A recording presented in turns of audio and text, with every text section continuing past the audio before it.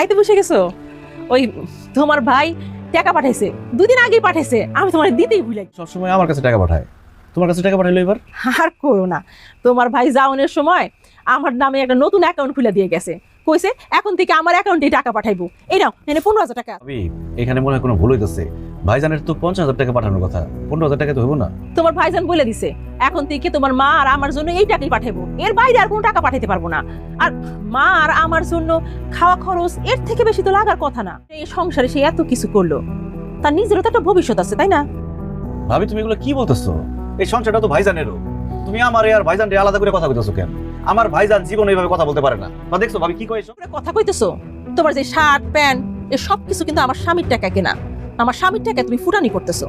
এখন যদি আমার স্বামী তার নিজের ভবিষ্যতের কথা চিন্তা করে, আমার কথা যদি চিন্তা করে, এতেই ভাই ভাবি খারাপ হয়ে গেল। তুমি তার ইনকামের টাকা খাইছো, এরপরেও তোমার লোভ কমে না? হ্যাঁ, এত লোভ তোমার, একটু কম টাকা দিছে সাথে সাথে ভাই ভাবি খারাপ হয়ে গেল না? আমি আপনার স্বামীরটা খাই না পড়ি না, আমি আমার ভাইয়েরটা খাই পড়ি। আর আপনি আমার কইলেন আমি লোভী না? আপনার স্বামী ফোন দিলে তার কাছ থেকে ভালো করে শুনে নিয়েন যে আমি কতটা লোভী। আপনার মতো একটা মানুষ যদি ঘরে থাকে না কারো, তাহলে শত্রুর প্রয়োজন হয় না। সংসারে আগুন লাগানোর জন্য আপনার মতো একজন মানুষই যথেষ্ট। আমি সংসারে আগুন লাগাই? আমি খারাপ মানুষ? হ্যাঁ, এই সংসারের উপর পেশা মারি? হ্যাঁ, এই সংসার তো আমি করব না, আমি আমার বাপের বাড়ি চলে যাবো, দেখি কে আমার থাকে আমি দেখো আজকে। ও